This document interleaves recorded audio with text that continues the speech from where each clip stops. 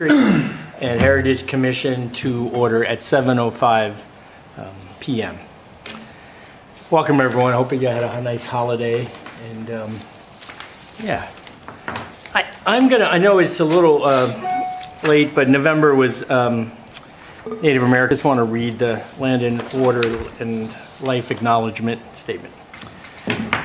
The town of Durham, New Hampshire wishes to acknowledge the spiritual and physical connection maintained by the Pennacook, Abenaki, and Wabanaki peoples to Nadakana homeland, a key land, Nibi water, Lolakuikak, I get that one wrong, flora, and Awasak, fauna. New Hampshire has been home to these indigenous people for thousands of years. The residents of Durham acknowledge the ongoing hardships endured by our indigenous neighbors after the loss of their unceded homelands, which we now steward, and we will work to foster relationships to support the well-being of indigenous people who carry forward the traditions of their ancestors. I wanted to read that partially because I think of the work, Carolyn, you've been doing on the enslaved, and so many times I think things are not political, but they can become some. But I've been reading about the elimination of headstones for black soldiers in military cemeteries, and the epidemic of murdered and missing indigenous women, which is in both Canada and the United States. And the first Trump administration put them on the website, along with Senator Murkowski from Alaska. So they took them all down because they're all DEI. And I think about historic preservation, but also think about the erasure of history. To the extent we've done a better job about being inclusive, now we're undoing that. And it saddens me greatly. So, and it's always the population look like me. In 3 years, it'll be all back again. If we can hold it, if we can hold on. Yeah. I'm cautioned that we're a quarter of the way through, though. If I play football, a quarter is only a quarter. You still got 3/4 of the game left, and halftime. Yeah. Let's just hope the halftime show is good. All right. Well, we'll do a roll call. Carolyn, we'll start with you. Carolyn Singer. Larry Brickner-Wood, the chair. Charlotte Hitchcock, the vice chair. Tom Janos, alternate. Michael Barrett, town planner, and Mike Hoffman, Sally Tobias, Aaron Wolfson, and Jennifer Becker cannot join us tonight, and I did not hear from Wayne Bird. Okay, thank you. Tom, you're seated, so you'll be a voting member tonight. I'm assuming Michael Wayne is, I know it's busy season for the council, but Wayne is aware that he's the council liaison, right? Yeah. Okay, I figured. I know the email I have is still North Shore. I think that's right. Is that still right? Okay. I thought he'd retired. All right. There's no one participating on Zoom from the commission. So, and I understand no one on Zoom at all at this point. We seated the alternates. Approval of the agenda. I'll make a motion to approve. Moved and Second. Go ahead. moved and double seconded. Any discussion? All those in favor, say aye. Any opposed? Any abstentions? All right, next is approval 6, 2025, which came. I emailed them out. Yes. Okay. I've already seen him. The only was there was a acronym for the proposed amendment to the zoning, and took me a while to think about what it stood for. SPOD, WCOD. Yeah, what W? Yeah, wait a minute, I think WSOD. Oh, Wetland and Shoreland Overlay District. So I think that should be written out because I think it's not a sufficiently familiar acronym, and I don't think it had appeared before that in the minutes. So Yeah, it's the first- I agree 100%. And in fact, in general, unless it's Yeah. acronyms and minutes are probably not the good idea. I'll take that as a friendly amendment. Yeah. Okay, so the acronym. I'll let them know. Great. Any other changes? All right, I entertain a motion to approve the November 6th, 2025 minutes as amended. I move. Moved by Charlotte, Second. seconded by Tom. All those in favor, say aye. Aye. Any opposed? Any abstentions? Minutes are approved. All right. Public comments. Still nobody on, Rachel? No, sir, Mr. Chairman. That's right. You know, now that I'm a stegosaurus, you have to give me some respect. All right, I will close the public comment section. And item 7, Wagon Hill Farm exhibits. Carolyn, could you just give us a little summary, and it'll lead us into the next item? Okay, so I guess everybody knows that as part of the rehabilitation of Wagon Hill Farm, the farmhouse there, the Bickford Chesley House, the second floor is going to be a rental apartment, and the first floor is going to be a gallery. There are 4 rooms. Then there's the midsection, which is the connecting L, and then there's the new barn where nothing is yet happening. That's another project. So it's very close to completion. That's nice. You know, I've been working on an exhibit on Durham's African American enslaved population and the town's connections to essentially a slave economy of both the southern colonies and the Caribbean. So we're going to keep that exhibit in for a year so we can work out all the kinks, because we don't know, you know, this is the first time it's been used for a gallery, so it made sense to keep it there for a full year, have a soft opening, and then, you know, just play it by ear and make corrections as they happen. Yeah, that's great. We had started in 2025, so because the town, you know, essentially putting in, what, 1.5 million on this project in addition to L-CHIP and the Moose Plate grants, we decided we'd try to raise the money for the exhibit cases and all the gallery amenities ourselves. Well, we probably could not have picked a worse time, no fault of our own. And so the fundraising has been difficult. And I think most people are concerned about the safety nets disappearing, as they well should be. So funders are kind of holding off to make sure people are housed and fed, because SNAP benefits and principals are going away, Yeah. which is unfortunate because those are proven strategy. Homeless people who have been rehoused, successfully keeping them in their housing. So this is all not good news. It's affected our fundraising as well as other projects that aren't considered essential. Great. Well, it's so exciting to see this near completion, this project, and opening for things that the public can utilize. It's good. It's Yeah. it's beautiful. Yeah, good. That's why I thought it would be a good night to show some pictures, some Yeah. pretty pictures. That's wonderful. And besides showing them to you, they'll be in the record because anyone wants to. Yeah, is that what this is? Yeah, that's what this is. You want to show these now? Yeah. I can that- click through if you want. Okay. So I just threw together a lot of, sort of span the extent of the project. And I started with the newest. I figured I'd start with the newest and go backwards. Pictures in the snowstorm are so fun. So when did you take these, Charlotte? Obviously recently. Yeah, on Wednesday after the snow Okay. cleared. Yeah. Well, I wanted to see what the color of the siding looked like with white, you know, with the really white snow against it. And so I made a point of getting over there. And so, so this first picture shows you the new porch and the handicap ramp going up on the left-hand edge of the porch. And the doors are into the barn and to the L. And the porches are being built for access to those doors. So there's porches with steps up to the barn doors and the L door, as well as steps up to the house. So this gives you a sense of that. And want to advance the slide, Michael? And so here's the porch, close-up of the porch with the ramp coming up to it. And the wall, so impeccable, it's really wonderful. And in order to build the ramp, we were modeling it after a ramp that I saw in Maine, the Francis Perkins homestead.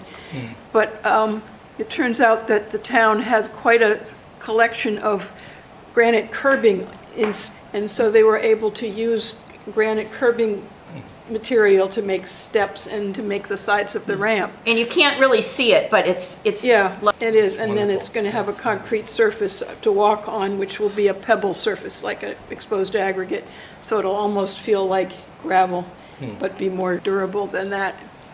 And then they've put they've reset the stone steps that are to the right of the ramp going up to the porch, and then there'll be handrails. And so then you can also see the new windows, all these new, on the house, they're all the replica sash. And the amazing thing is they even have old glass in them. I don't know where window woman, gets her supply of old glass, but when you're inside and see old glass, it's amazing.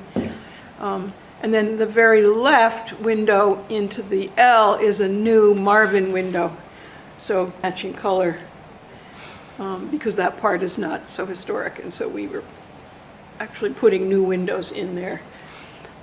Okay, next slide. And here are a couple pictures of the north side and the east side in the snow.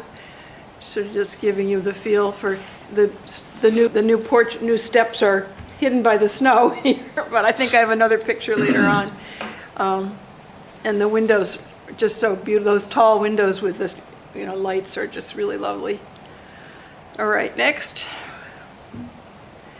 And so this one on top is a picture before it snowed, so that you could actually see the stone steps. And the picture on the bottom is a kind of a panoramic view of the area of the circle area, and the handicap parking is in the center of the circle, so that it's set up, it's not butted up against the building, but it's conveniently close. And so that gives you that one. And okay, next. And then here's a view from a little bit farther back, showing the barn and the house in their context, and the little red fire hydrant down in the front, which is a artifact of the new water line that was put in. So the water line stretches from a little further down the hill where the Portsmouth water line goes underground, and comes up to here. Okay, next. And we're going back, happened before, so that there's some of the supply of stone that they had, the masons had to work with, and they're actually actively building the distance there. And on the right is a view. It was before the concrete was poured, and they hadn't taken the cover, the warming protective cover over the concrete, so you can't see the whole ramp yet. But that gives you a sense of how it goes up to meet the porch.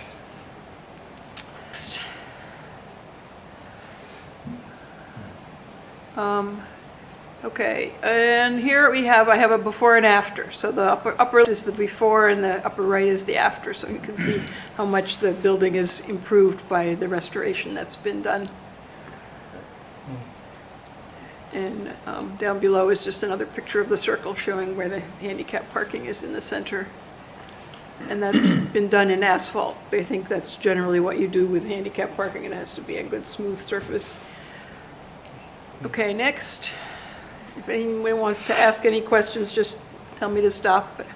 And now this is a couple of pictures that sort of recall the discoveries that we made about the history of the building. That little stair that is the windy stair that goes up to the second floor, and is on the right, and underneath it is what you see on the left, and there's a little bit of molded, finished molding on the edge of the stair. That was a clue that this was actually an old stair from a house from the 1700s that was there before they built the big around it. And so that was one of the really fun discoveries during construction. And so that's the bottom of that windy stair that you see sticking out of that door, and it goes up to the second floor apartment. It is now, it's like the second means of egress, because we're going to encourage the tenant.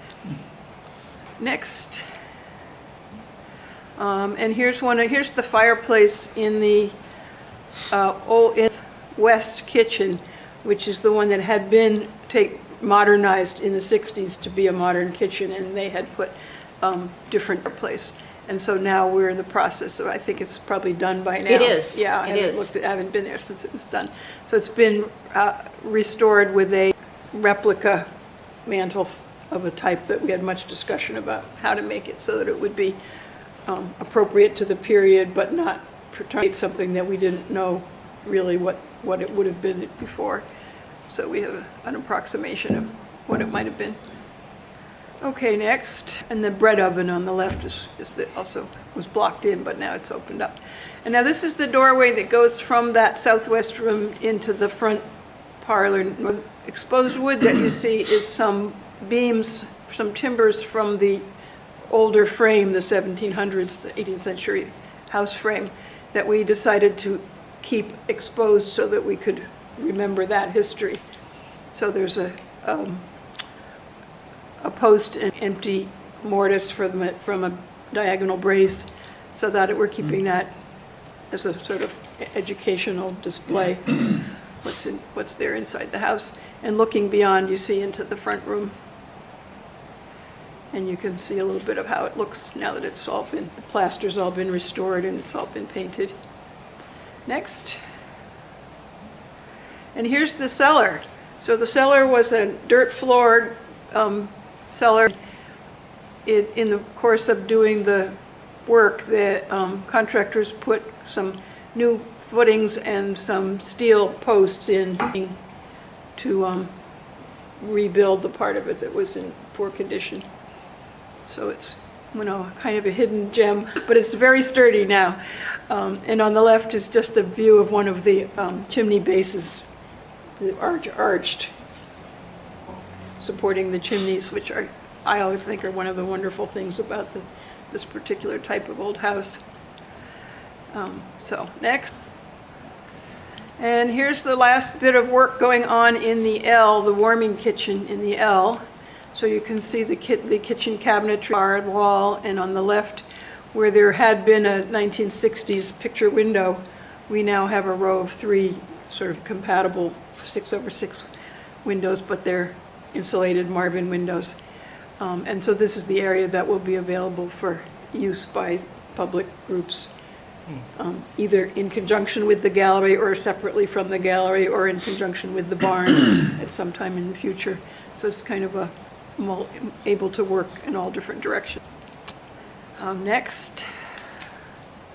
And here's a couple pictures of interiors. So the left is the second floor, which it's a half bath but also laundry, and it's really fun to just see the view out the window and out to the meadow view of the farm.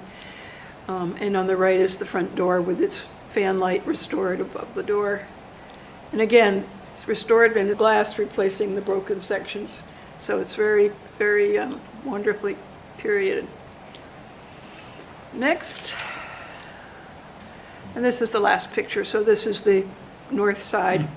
And when I took this picture, most of the windows had been installed, but there's a few on the upper right that are still the old sash, but the others are all the new wood sash, the authentic to what it would have been originally. And there's new steps coming out of the door because the old steps had really sagged and tilted and were uneven. So now an asphalt level walk has been built around, so that if we give the tenants the parking space on the other side of the driveway, they'll be able to walk up and have their own path. And they can nice use level that. path, yeah, to get to the front door. So. Are the chimneys? Well, no, the Okay. chimneys, no, because I guess the new heating system is all heat pumps. It's got its own, it doesn't have vents, so I believe that the chimneys are ornamental now. Okay. Yeah, because we're not going to encourage anybody to be putting fires in the fireplaces. Yeah. And the tenant is that anticipated to be a single person or a family or? Well, actually, we're couple? having a meeting with Todd next week to okay, discuss it. He's yeah. done some research by going down to Strawberry Portsmouth, Bank. Strawberry Bank to see how they're doing, because they have quite a lot of apartments they Yeah. rent, so that'll be, and we've been doing a little research on what rents might be typically around here for a nicely fixed-up space. So we'll see. It's interesting that I mean, the house is right on the crest of the hill, which is fitting for a beautiful historic house. It really occupies that site proudly and nicely. Although Frank Lloyd Wright, for one, said that a house should not be on a hill, it should be of a hill, below the top, so that it doesn't obliterate the top and respect it. But with historic houses that are really beautiful, we appreciate them occupying Right. that site. And this one is Whereas a sort of- lesser building, you might be offended by it occupying such a, And this one is kind of speaking to the Emery Farm house on the other side of the street. Well, and which to is- the orientation towards the first So that's Route what 4. they, so before they built this house, they had a house down by the river, which was, I think, a garrison house. Site was then excavated for stone to build in the 30s, to build the Route 4. And so that's pretty much gone, but there is a little historic marker there for it. But so at some point, the family moved up the hill and built this two-room house. And it was the back part of what the house is now. So it wasn't quite as much on the crest of the hill, it was a little back. And then, so Janet discovered some evidence that that house was raised up a bit when they enveloped it in this new big grand house that they built. So there's a lot of renovation going over the years, but they basically did want to have a showy house looking at advertising its presence to the turnpike. So. Wow, these And are of course, wonderful. it had a hip roof in the beginning with a not as steep a pitch. And then in the 1840s, it was redone, the roof was redone to make it steeper the way it is now. Wow, these are great. Thank you all. This is so exciting. It is. The work y'all have done. I mean, in the time I've been here, there's just been maintenance work done, and not a lot of that. So this is really, Yeah, really a threshold moment. So thank you all for all the work you've done yes, on well, it's this. a pleasure, it's very rewarding. And I don't know that this building was ever oriented for the public at all, was it? It's mainly been a residence? Right. Yeah, That's- so that's, Yeah, yep. so most people. Well, of course, there was the boarding house period where there were summer boarders that came to stay. Oh, they were a summer, yeah, okay, yes. So that was a public use, and that's sort of why the back porch was put on the south side, so that the summer boarders would have a place to sit out. Yeah, And we're still trying to figure out where the family lived during this years. Yeah, right. Because they're, Not aren't- that big a house. well, there's a great history of the whole farm. It's, the town got the property placed on the New Hampshire Register of Historic Places, and there's some great information on the town's website with really detailed history of the families that live there and the progression of agriculture through the years, and the use of a site like this, how it changed. yeah. Well, this is exciting. I look forward to the soft opening. Excuse me, I gather the roof is new, correct? Yes, Shingle? Asphalt shingles. Asphalt Yeah. shingle? Yes. They never Right. had asphalt back then? Yeah, no, but nobody Wood requires shingles, that you wood- do wood shingles, because wood- everybody they knows still they do. aren't gonna last, so. Well, if you want to make it authentic, that's the thing, it's got to be. Yeah, right, well, well, there were cost considerations and then there are fire considerations too. It is kind of isolated. Yeah. So I think we did the right thing. What is in there for fire protection though? well, it's completely sprinklered, the entire Oh, building. that's. Yeah. So that that's was good. one of the greatest features of the cooperation among all the town and local officials to get this done, was that I went to talk to the fire marshal, Brendan O'Sullivan, way back in the beginning, and we were talking about, how did the building code for historic buildings affect what we could do? And he made the point that the Portsmouth water line goes right underneath Wagon Hill Farm, and that they were about to rebuild the part of it that crosses under Little Bay, and so they're negotiating with Durham about the easement that they have to, you know, for the right-of-way. tapped into that. And so between Todd and Rich Rain, they negotiated with Portsmouth to allow us to have a water tap, because Portsmouth really doesn't want us to use the water, but they gave us a water tap, so we have a good water source. And therefore, we can have sprinklers, which makes the building a lot less likely to burn down. Yeah, that's a big plus. And that, And so it's a happy story, and everybody wanted to make it work, and we've had great cooperation from Audrey as well, and the building code side. And I'm also going to say, Charlotte, that, you know, this was a very collaborative group of 4 who made a lot of the decisions. You know, we worked with Milestone, we worked with Rich, but it was a very positive, collaborative project. yeah, it sounds like it. And yeah, so it sounds like once the rough edges at the beginning got worse, so it was Right. really a project as a model. Yeah. Right. It would have been kind of foolish if Portsmouth said no and there's a water line running right by the building, right? I don't think they could have lived with that, but I know it took some negotiation. Yeah, yeah, it did, so. Todd and Rich's part. Wow, this is wonderful. Thank you all. And so this leads to the next item, item 8, Wagon Hill Farm display cases. Carolyn, you want to just summarize what that's about? So, again, because the town had put so much money into this project, and I am a grant writer as well as museum person, it seemed that, you know, I should be able to raise the money to outfit the gallery.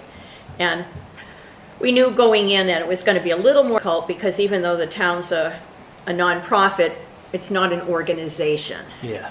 And so, you know, we were very fortunate in getting funding from Kennybunk Savings, and the Jen and Eric Chinberg Fund of the New Hampshire Charitable Foundation, and then more recently, Heron Brook Fund of the New Hampshire Charitable Foundation. So we're very thankful for those 3 funders.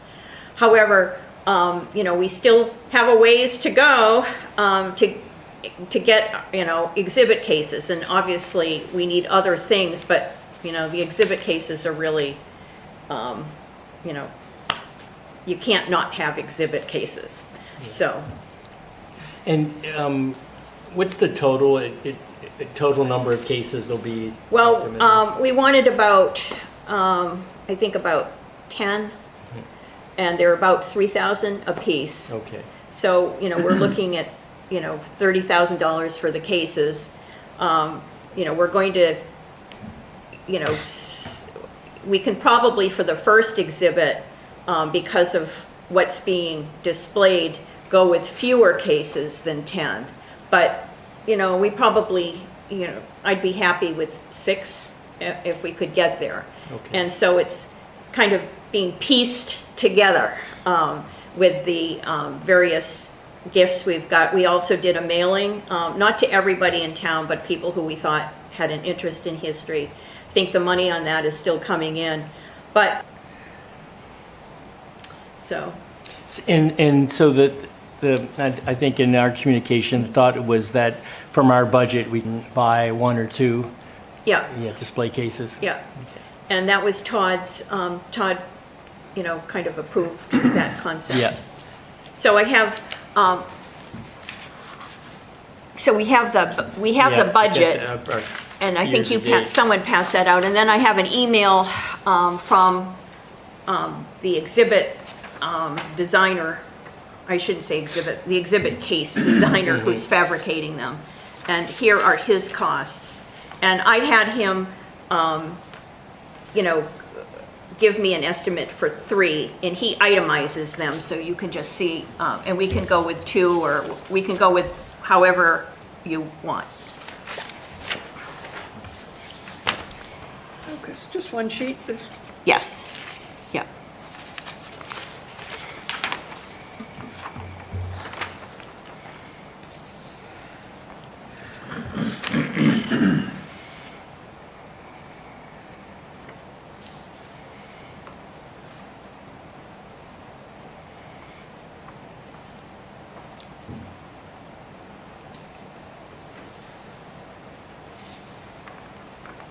Okay, So if we went with the 3, it would be 8,745. So, whatever anybody wants to do, we're grateful. let's see. So can you, how do we look at the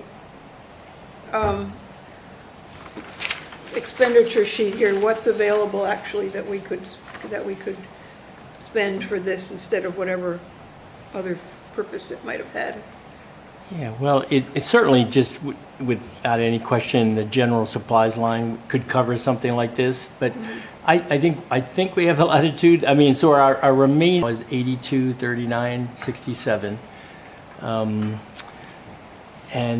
we're here in December 4th, anticipate much of anything coming up in Right. terms of But all expenditures. all the lines at the top are the salaries Yeah, stuff, so. that's true. now So, we- so it looks like if we have the contracted services and general supplies, and then a little staff development, those are our primary items Right, that we so can. we could affect. get like $6,000 out of that? Yeah. When do these need to be ordered? Well, in January, he's doing 2 now. He's doing 2 wall cases that will be in one of the rooms.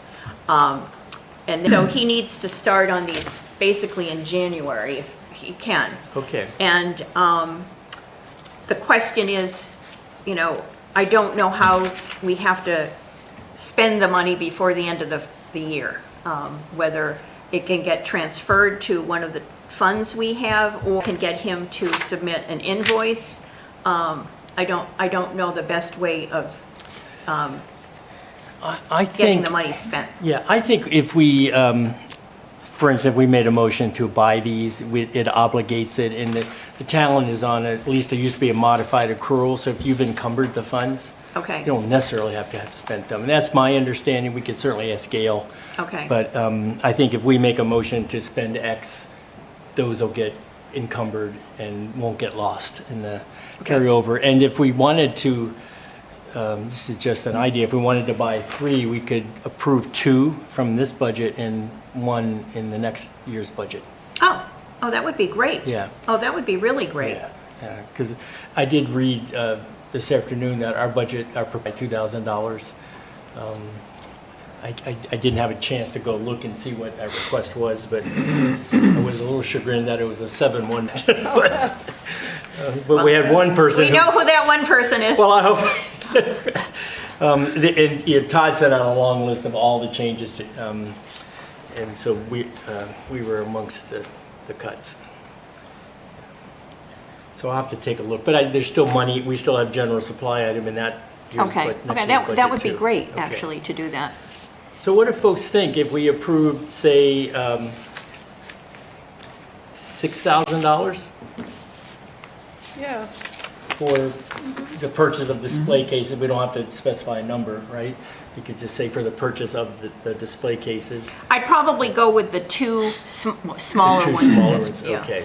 So we could make a motion to approve $6,000 for the purchase of 2 of the smaller display cases, and we'll revisit in 2026. Not revisit, but we'll consider 2026 as well. So 6,000, Which is only another month, so we could actually do 2 now and 2 next, yeah. right? Yeah.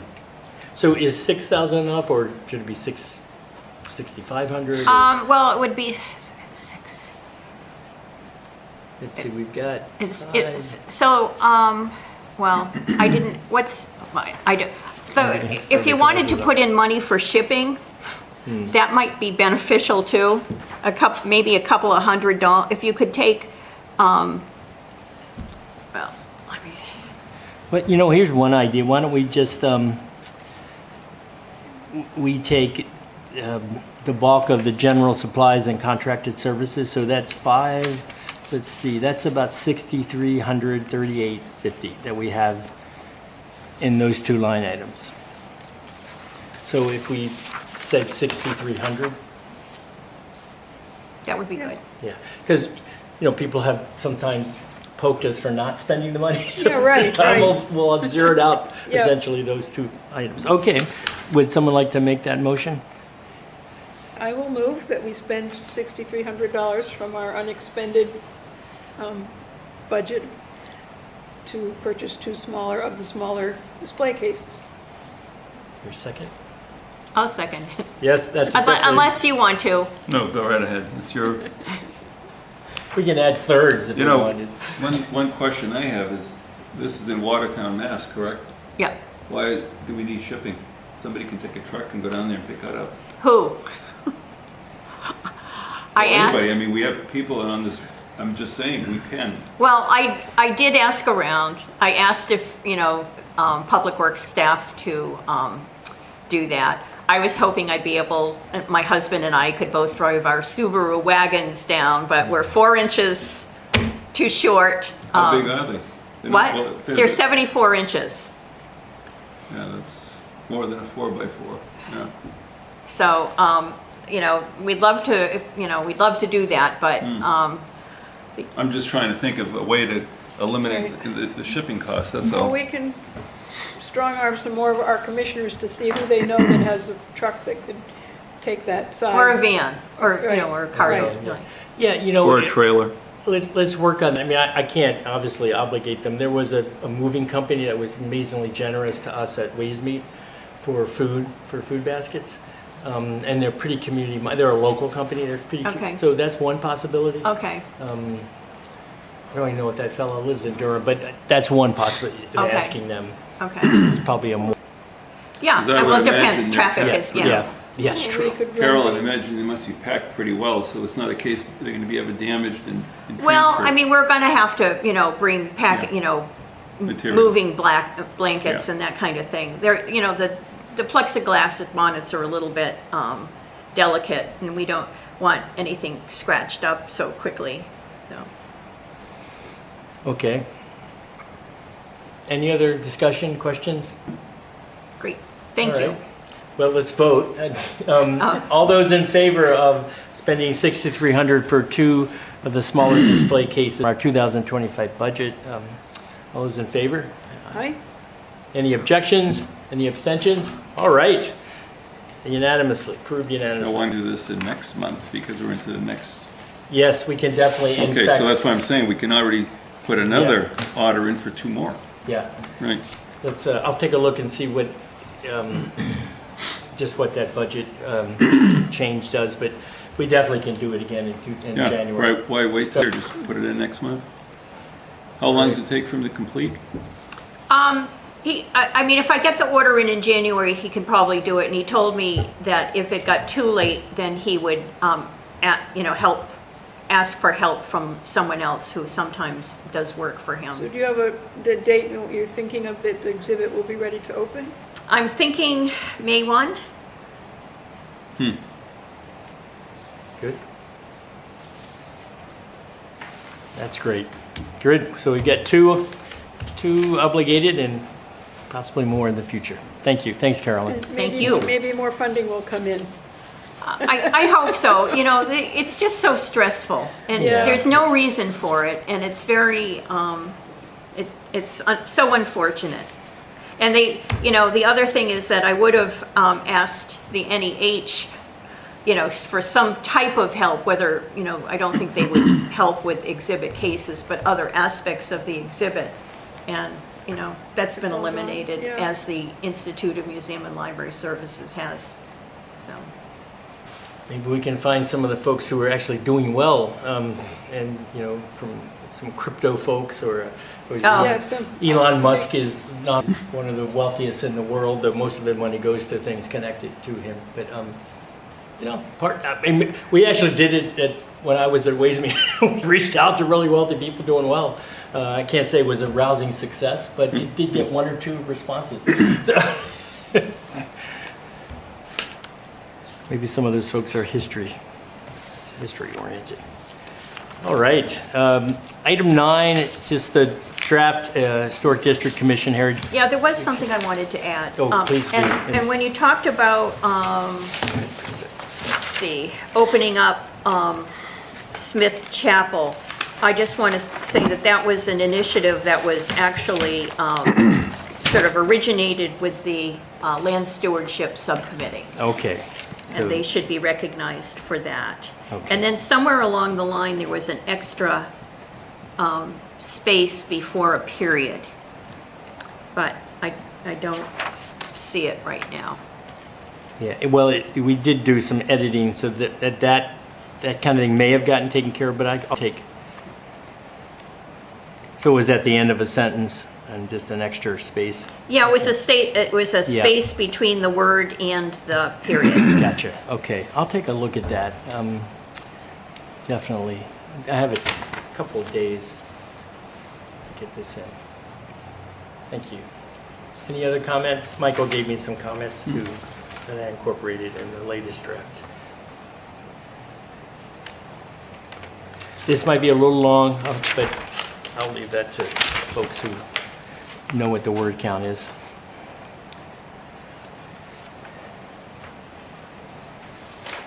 Okay, it's the plaque kiosk for Schoolhouse Lane Oh, Cemetery. yeah. I see Okay. there, yep.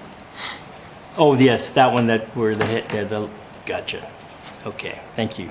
And then, is that, the next item says pledge, is that meant to be flag?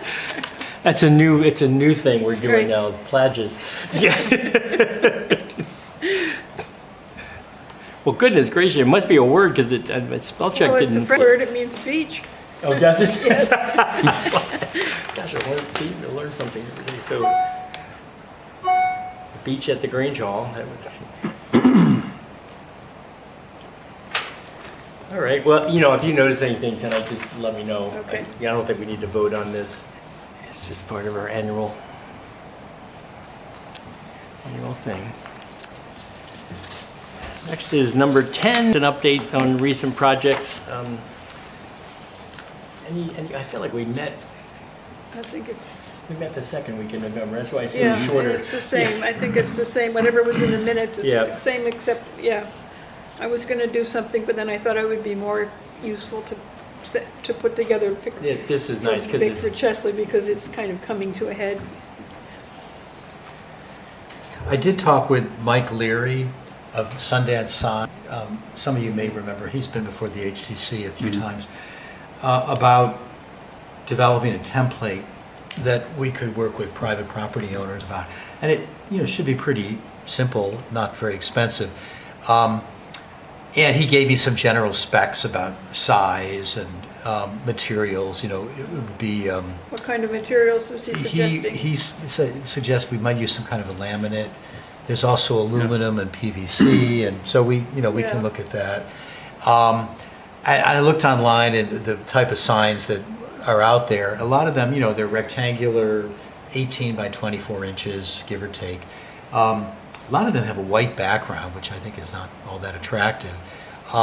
Especially with all the white houses we have around. Yeah, I think a little bit of color, two Yeah. color or something, darker Maybe color a green background. or But something. we'll Yeah. we'll see, and some kind of border, Right. Now, line. I've been somewhere where so I think there's some town in Connecticut where they have a kind of a cutout salt box house shape, the end wall of a salt box house, and that's the basic plaque, and then the writing is on that, which is very creative, and, it's not too spidery, it's not hard, there's Yeah, it might be Possibilities. cost effective if it's just Yeah. one some kind of- shape. Yeah, But I think, probably not want somewhat of the Palladian shape with an arch in the middle, yeah, because we've as we already. have on some of the Yeah, bronze. Right, we've already I established wonder, that. do you think having the town's logo on a plaque that goes on a private house, or Well, other than name of the house and date, maybe some text? I think my feeling is if you put a symbol of this, nothing wrong with it, but I think it's going to indicate almost that somebody's going to think it's a town property, Right. right? Right. Yeah. That's the way I always look at That's things what I like was- that. I think you're right. I don't think. the Any logo- that I've seen have no Yeah. significance of that town or city on there, like I think of Yeah, Portsmouth. it could be Newburyport. ambiguous. Yeah. confusing, Yeah, in New Haven, where I lived, they had a program of an oval ceramic, and it just had the date. Yeah, And I bought one, but it immediately cracked before I even got it on the wall. So I don't think ceramic is a good thing to be doing it with, especially in a cold climate. But basically all that, so just an oval with the date, nothing else. Yeah, I mean, we could have two templates of different sizes depending on the size of the house, how far setback it is, et cetera. He said probably would have, screw that have two holes and so on. Yeah. But generally be the date, the name of the house there is one. There might be some additional text, if we wished. And so I would think that the town, we could, and they could design a template for us, wouldn't cost very much. And so then we determine the cost of producing and mounting them. Who knows, maybe it's $500, $700. So we would have the template, and the property owner, I assume, would pay the whole price, but we would arrange to produce it, deliver it, and then they would pay for the production and the installation. I think that's fair. Very good. Yeah. All right, so I'll follow up on that. Yeah, good, good. And it could be any old house in town. It doesn't have to just be in the historic district. Right, but it should be a significant property. Yeah, right. No, but I of mean, course. because there are a number of historic houses all around that, it's sort of a shame that they're not designated in some way. Yeah, I mean, So- there might be some people who would choose to buy a plaque for themselves if their house is not significant, but, Well, I mean, if it's over 50 years old, you can't really complain. So, right, We have- even that handsome split level, we have a maybe few, it's, yeah, we have a few mid-century modern houses. We should recognize those too. yeah. My favorite house, the underground house that you can only see from the river, Yeah. which I first saw when I was out on the ice one winter. Have you been through there on the inside? No, Oh. I've You've thought been in? about it. I've Yeah. thought about, Nice. I've got some pictures of the inside, I'll send them Oh, out. great. They have a natatorium inside. Oh. Is it still the original owner? It No. was No. 10 years ago, I don't know where they are now. You're talking about the one that's It was somebody in over here, Michael? family, It's Who is it's the- off Mill Pond Road. Yeah. Right over guy here, in yeah. family studies cheap to that built that house. When they're built in the ground like that, they're cheap. And names. Yeah, earth burn. Yeah. And he actually got, I think, a lot of funding to do that, so that he didn't have to expend a lot of I his put a personal plaque on my funds. place already. Yeah. Oh, I can't remember his name. Me either. I'll have to go back in my, His wife owned,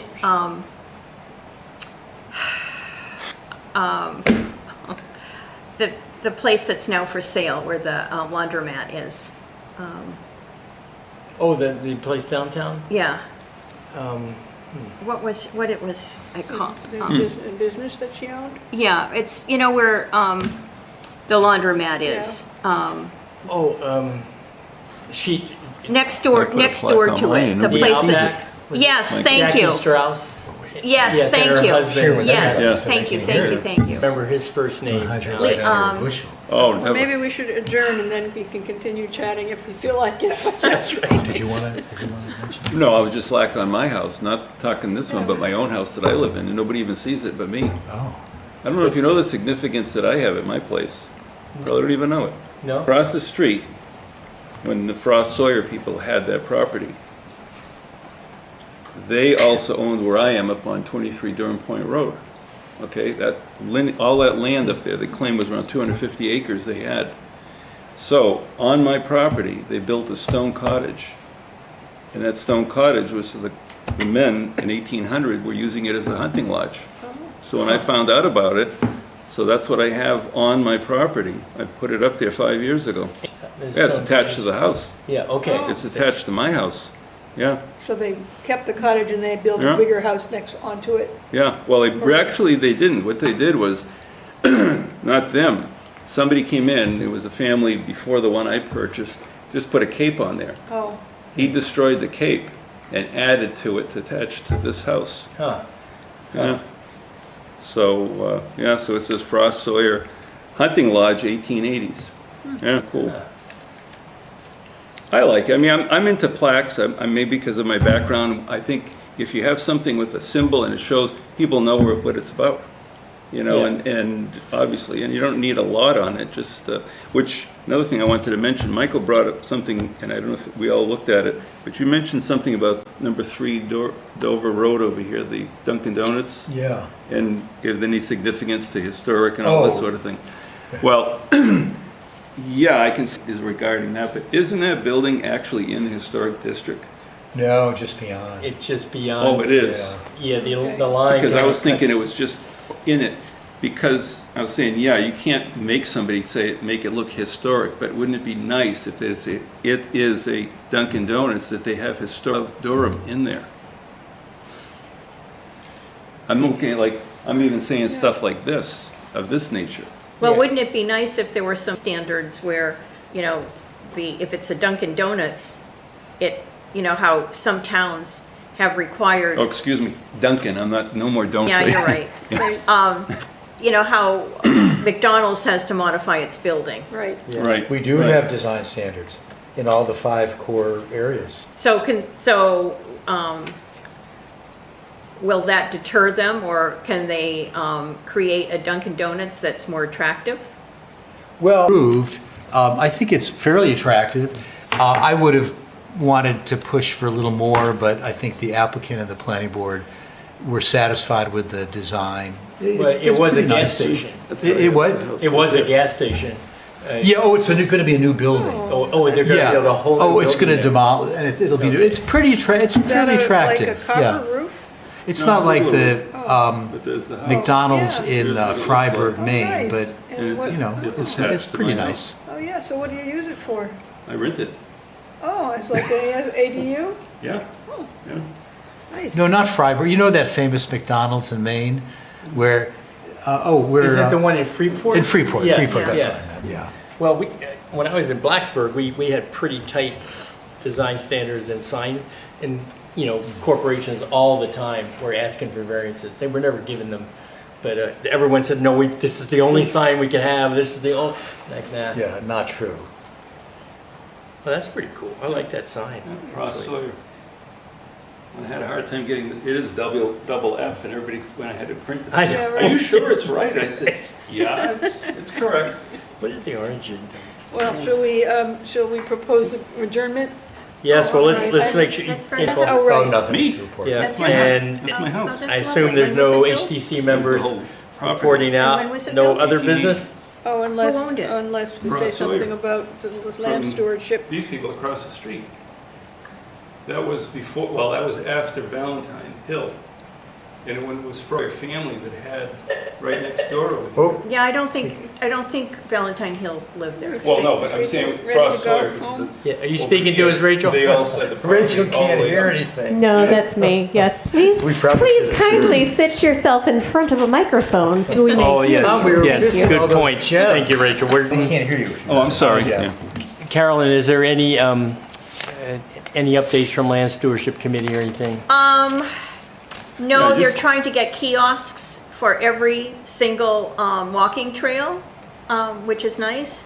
And we were going to be applying for a grant to try to see if we could start getting some interpretive signs for the landscape at Wagon Hill Farm.